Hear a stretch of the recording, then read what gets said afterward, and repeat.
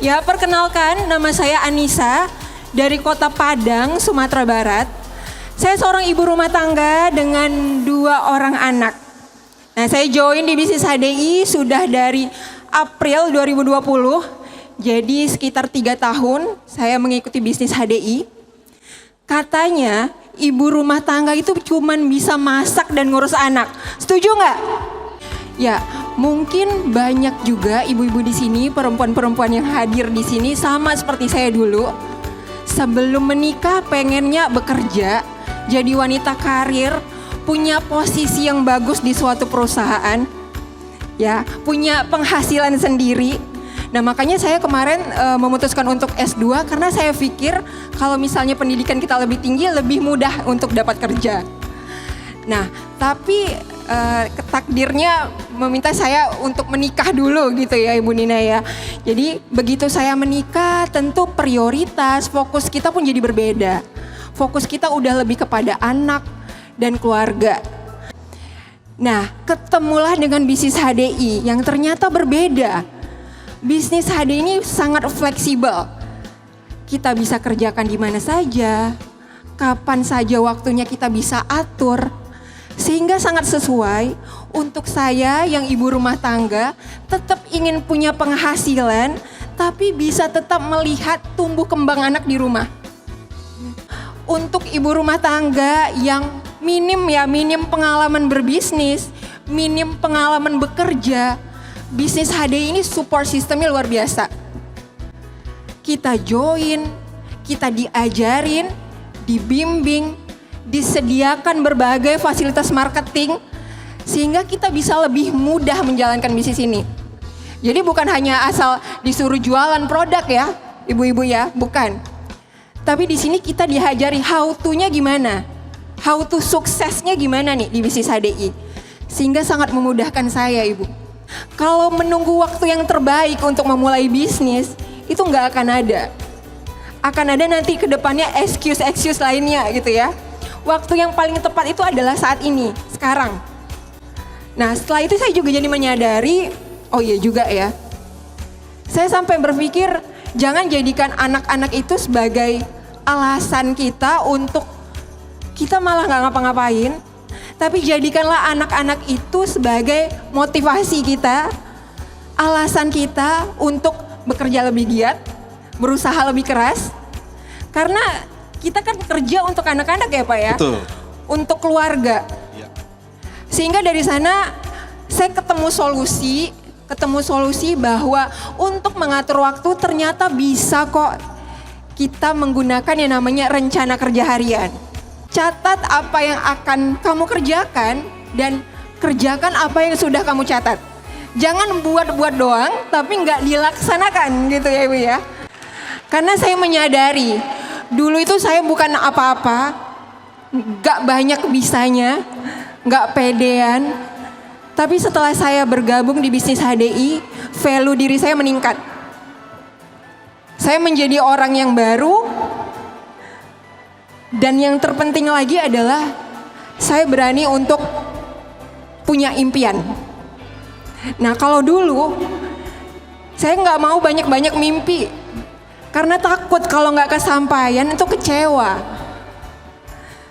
Tapi setelah saya join di bisnis HDI, saya diajari oleh mentor-mentor saya untuk bermimpi besar. Dan alhamdulillah setelah saya join di bisnis HDI, impian-impian itu ternyata satu persatu terpenuhi. Saya bisa membantu perekonomian keluarga saya. Setelah saya join di HDI, saya bisa buka center di Padang setelah 9 bulan join di HDI.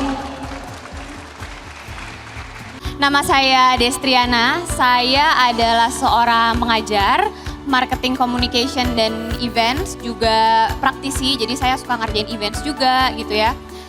Sekarang itu adalah tahun ketiga saya di HDI. Nah, yang paling saya senang di sini adalah saya tuh emang orangnya suka sharing. Jadi kalau misalnya suka sharing, misalnya ngasih tahu, oh ya ini tempat makan enak di sini gitu ya, atau enggak ini bakso paling enak di sini. Nah di sini bisa sharing-sharing juga, meeting-meeting, money coming, bener?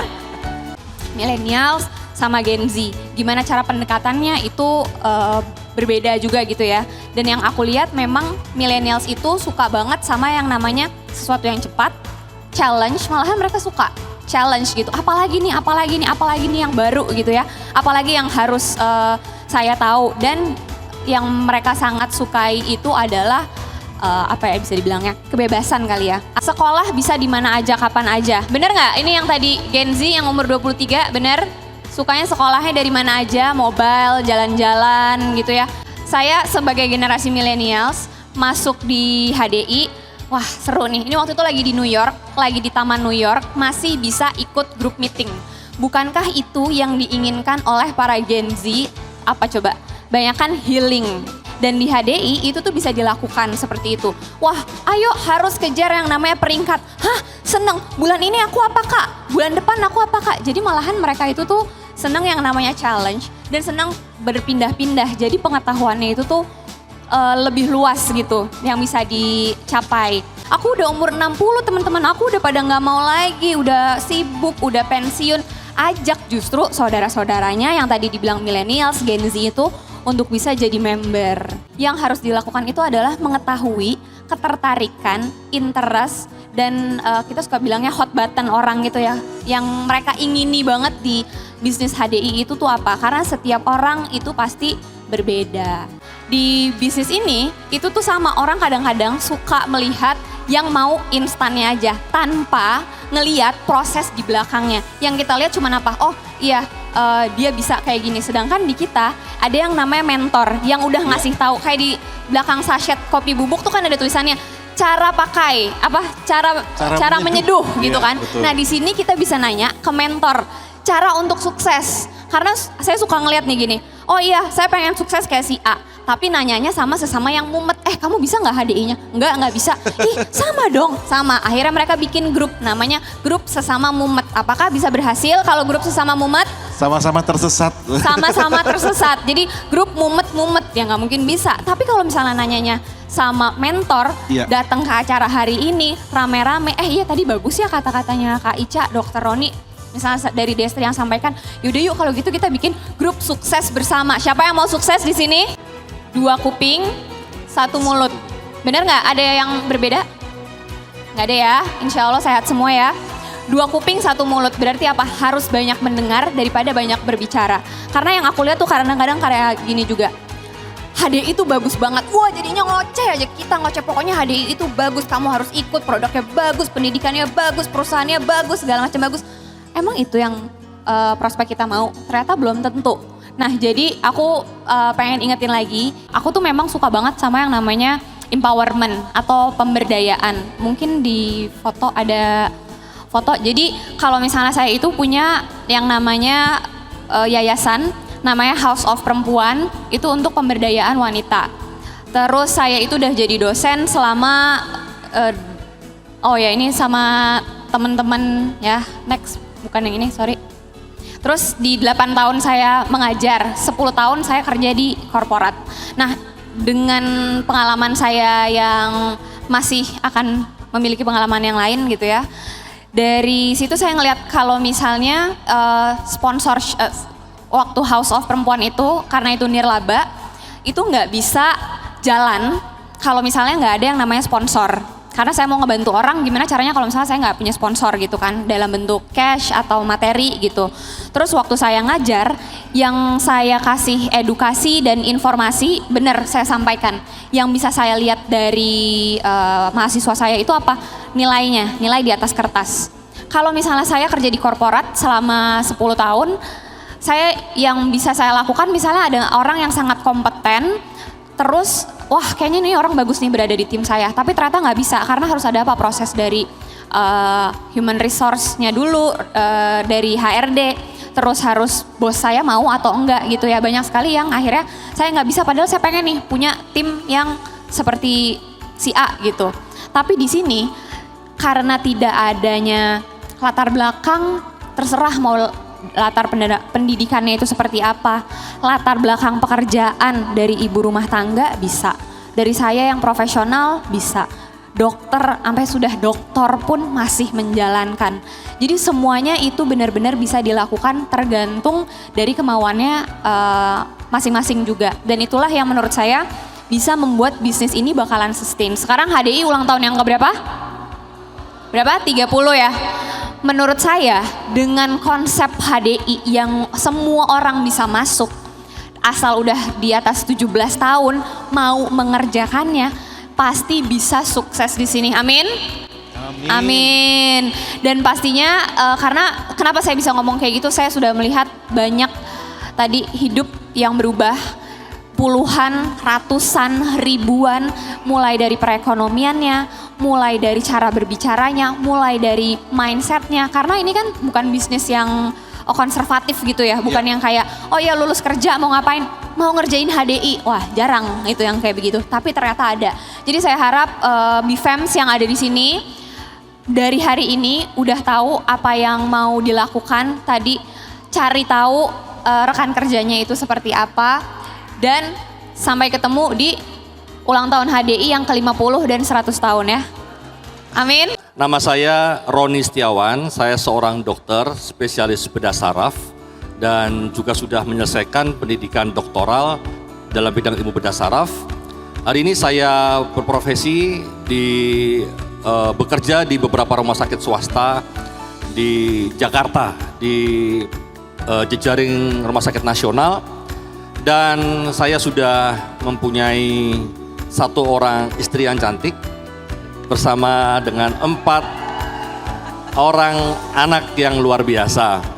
HDI bagi saya bukan saja tempat untuk memperbesar income, tetapi HDI bagi saya menjadi tempat komunitas di mana kita bisa mengembangkan diri, bukan saja sehat tetapi secara finansial kita bisa terus menjadi sejahtera.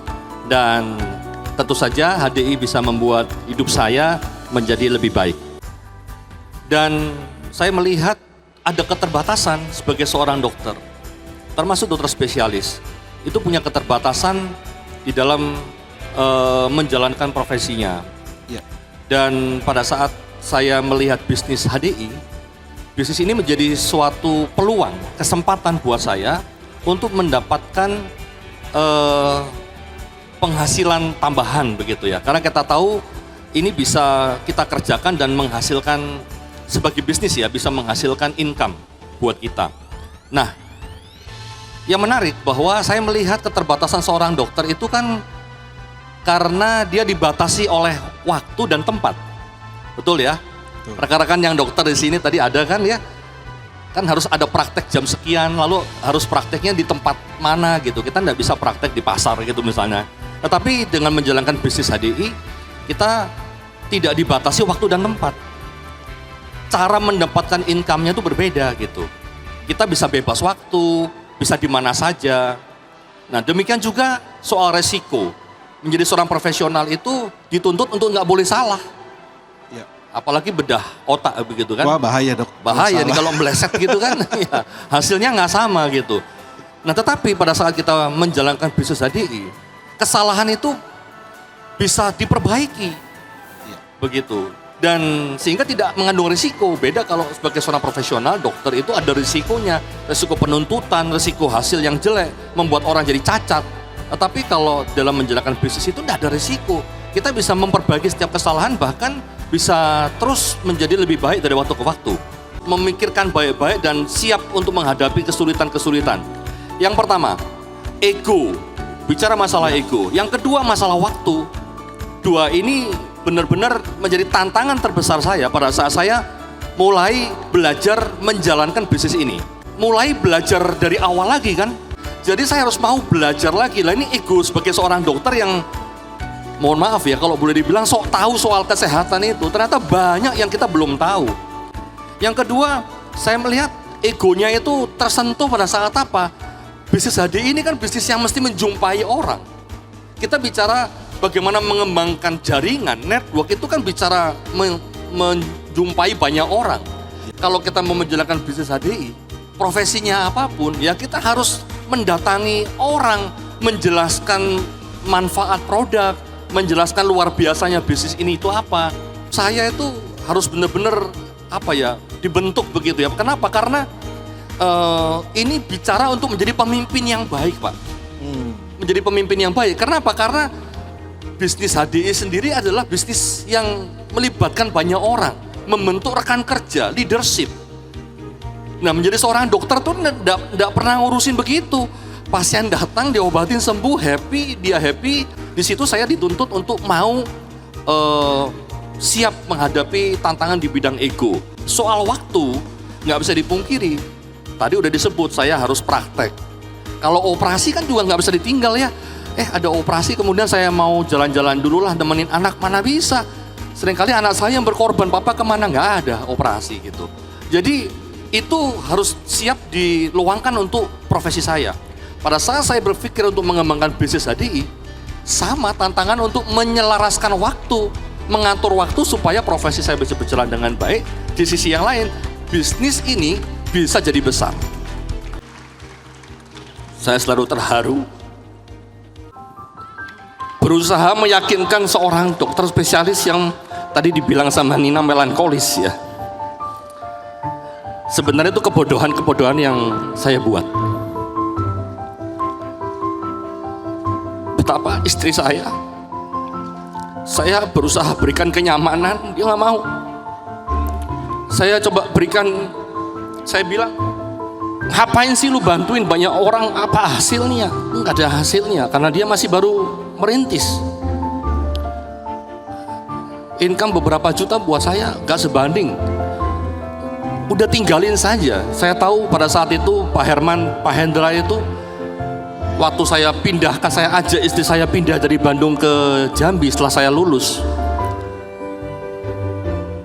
Mungkin merasa kehilangan rekan kerjanya. Tapi saya tidak peduli, saya bilang, udah tinggalkan saja HDI, buat apa? Karena saya sudah lulus, saya sudah bisa punya penghasilan besar, dan saya yakin bahwa profesi ini yang saya dambakan, yang didukung sama istri saya bisa menghasilkan sesuatu yang besar. Tetapi istri saya berkata, bahwa umur saya sebagai suaminya itu tidak bisa lebih panjang. Saya tidak bisa menjamin umur saya lebih panjang dari dia. Sehingga kalau saya lebih pendek umur saya, seperti almarhum papanya, maka dia itu bukan siapa-siapa. Jadi saya mengingat kalau ditanya better beginning moment itu apa? Pada saat 7 tahun setelah dia berjuang, sekalipun pada akhirnya saya mengizinkan karena saya tidak bisa menjawab bahwa umur saya bakalan lebih panjang dari dia, maka saya mengizinkan, oke lah dijalankan. Tapi 7 tahun dia tidak pernah mengeluh menjalankan bisnis HDI. Padahal kita tahu bahwa ini tidak mudah dijalankan oleh seorang perempuan yang punya 3 anak balita, tidak didukung oleh suaminya. Istri saya luar biasa. I love you so much.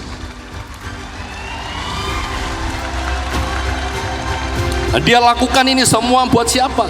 Bukan buat dirinya, buat anak-anak, buat keluarga kita. Dan dia juga ingin bantu banyak rekan kerjanya yang saya nggak kenal ya. Tapi akhirnya saya kenal ya, bahwa mulai dari mereka belum menikah sampai mereka menikah dan mereka berjuang, betapa saya melihat kebahagiaan yang berbeda. Seorang dokter spesialis itu bangga dengan pencapaiannya sendiri, hanya untuk dirinya sendiri. Tetapi di HDI saya melihat bagaimana saya bisa membantu banyak rekan kerja saya. Dan saya merasa bahwa itu keputusan terbaik yang juga pernah saya buat dalam hidup saya. Membantu istri saya untuk jalankan bisnis HDI, dan saya mau belajar. Seperti tadi saya ceritakan, karena saya punya ego yang tidak mudah untuk saya lewati. Saya mau belajar. Itu keputusan yang saya lihat, yang saya buat. Tidak mudah saya membuat itu. Saya perlu waktu 7 tahun, dan saya berharap rekan-rekan di sini Anda bisa mengambil keputusan. Jangan menunggu besok. Tepat seperti yang tadi Ica katakan. Waktu terbaik untuk kita menjalankan bisnis HDI sekarang. Kalau Anda tunda, Anda akan melewatkan momentum itu. Dan itu saya tidak menyesal. 2015 saya mengambil keputusan Nina untuk jalankan bisnis ini. Kenapa? Karena ternyata dampaknya itu luar biasa. Secara pribadi percepatan omset itu kita rasakan, percepatan karir. Dari tadi waktu Dr. Moni eksekutif diamond seorang diri itu luar biasa ya, dia eksekutif diamond di zaman itu tuh kan 8 manajer diamond. Dia punya 2 diamond dengan 8 jalur seorang diri dikerjakan. Tetapi pada saat saya belajar, saya tahu caranya, diajarin, maka saya bisa membantu dia. Mungkin pengalaman dia lebih baik, tetapi saya bisa membantu sebagai teamwork. Jadi seperti mesin pesawat itu jalan 2, bukan cuma 1 mesin. Jadi peringkat bisa kita dapat lebih cepat. Kita bisa, yang dulu saya pikir royalti itu milik mereka orang tertentu saja. Kita mani debu gitu ya, nggak bisa nikmatin royalti gitu ya. Tapi setelah dikerjakan kita bisa nikmatin royalti, bisa masuk ke jajaran stakeholder. Itu luar biasa menurut saya. Tetapi ada yang lebih luar biasa. Ada foto yang bisa dilihat di sini ya. Kenapa? Bahwa kesuksesan di HDI itu tidak dinikmati seorang diri, Nina. Betul ya Pak Herman ya? Iya. Dan saya rasa bukan cuma saya yang punya foto ini ya. Ini foto sama-sama di Korea ya. Rekan-rekan kita bisa bersama dengan mereka menikmati liburan dari pencapaian kita. Ini Explore Summit di Korea. Next. Ya bisa melihat mereka bawa keluarga, happy bersama keluarga. Mungkin itu tadi Andi sama Denanya baru menikah ya. Mereka setahun mereka itu liburan honeymoon ya. Demikian juga Aldius sama Lulu istrinya. Kita encourage mereka. Itu kalau saya tidak belajar dari para upline, belajar mana bisa gitu, meyakinkan mereka. Ini bersama dengan rekan-rekan juga bisa menikmati kapal pesiar kemarin ya. Ini kan luar biasa gitu. Kebahagiaan itu bukan milik sendiri Pak Herman. Nina, itu milik kita. Kita bisa rasakan itu, betul nggak Des ya?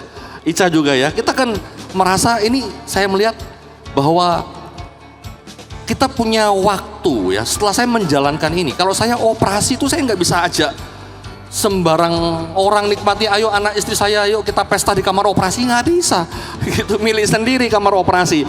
Di sini bukan cuma istri, teman-teman rekan kerja semua bisa sama-sama belajar menikmati hasil sama-sama. 8 tahun saya menjalani komitmen saya. 8 tahun tidak membuat saya berhenti. Saya ingin rekan-rekan kerja saya, bahkan semua rekan-rekan yang ada di sini yang sekalipun bukan rekan kerja saya, kita bisa sama-sama sukses. Itulah kelebihan di HDI, kita tidak sukses sendirian. Jadi kita bisa sukses dengan cara apa? Membantu rekan-rekan yang lain untuk sukses. Luar biasa Bang.